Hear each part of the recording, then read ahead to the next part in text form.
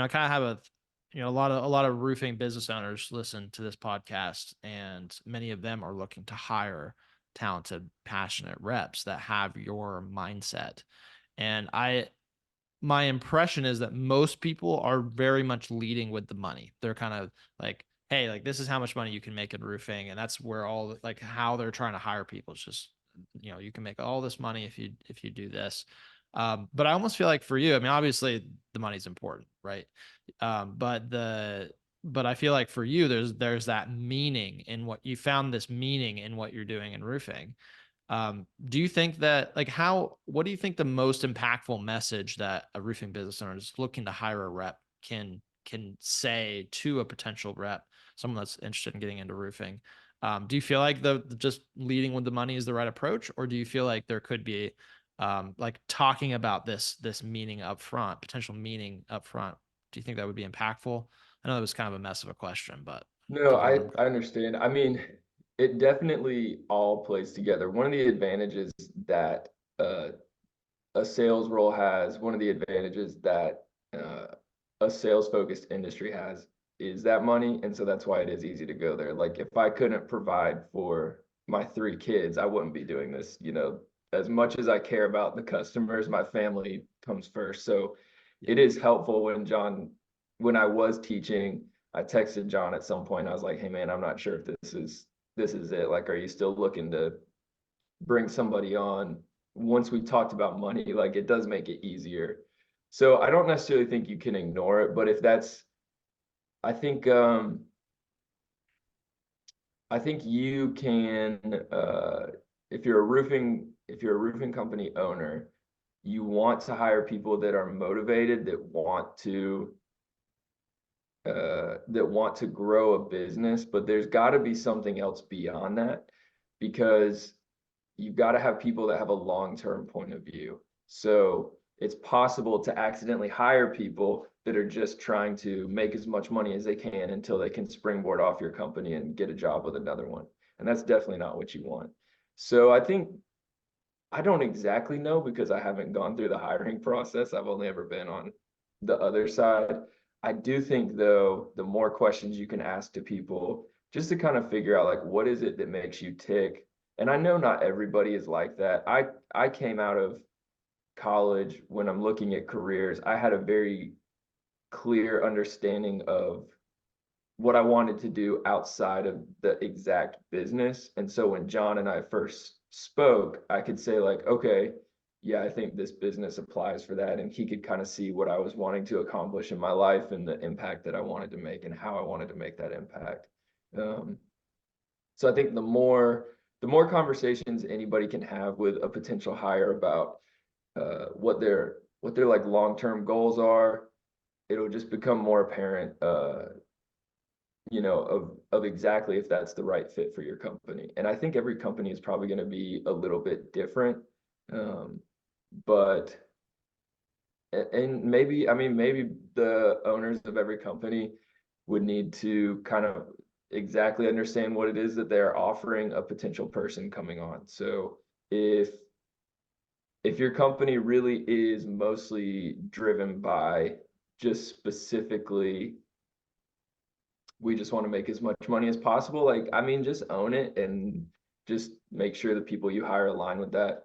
When I first came on with John, we really just talked about doing roofing differently, doing a taking an industry that's kind of gone one way for a long time and trying to figure out ways to do it differently to make that customer experience easier. So as soon as John and I first started talking about what his goals were and what my goals were for my life, it was very clear that we aligned. And I think that's the most important part probably is just if you're clear on what you want your company to be and who you want the people that you hire to be, then it's really easier to find the people that are compatible with that. If you're not clear on exactly what you want and who you want to hire, then I would say you got to take some time to figure that out. And there's nothing wrong with not being clear on that because, you know, a lot of times you get into a job because you got to provide for your family. And at the end of the day, if you got a family, if you got kids and you just got to make some money, there's nothing wrong with doing what you need to do to provide. But maybe if you're already in it and you're a roofing company owner, just take some time to figure out what it is. Like, what do you want long term, and how can you find the people that align with that? That's good. It's good insight. How did you and John meet? Uh, One of you want to tell that story? I don't even really Long, remember. so it's a long story. That's like it's got to be like Can't be that long. 7, 8 years ago. Is that right? Yeah, I would say probably we met through going to the same church. That's probably like the easiest way Yeah. to say it. But I don't, And I then mean, actually, I don't remember meeting John ever. There was just a day that we knew I each was other. just here. Yeah. Just And we happened. were, Yeah, I we were mean, kind of, Watkinsville's small though. Watkinsville's small. Like I mean, I had met your parents like 20 years ago. right. So it's not like it's a very small town. That's pretty much We've what it is. been around each other for a long time. And I think the first time I started working with John, it just kind of aligned that he was potentially looking to bring somebody on. At the same time, I don't remember exactly what I was doing. You're at Enterprise then. I was at Enterprise, yeah, and I was looking to make a change. I was kind of trying to decide if I wanted to maybe try to, yeah, I was just trying to figure out what I wanted to do with my life, and John just happened to be looking, and I don't even remember how we first started talking about it. I really don't. It's been a long time.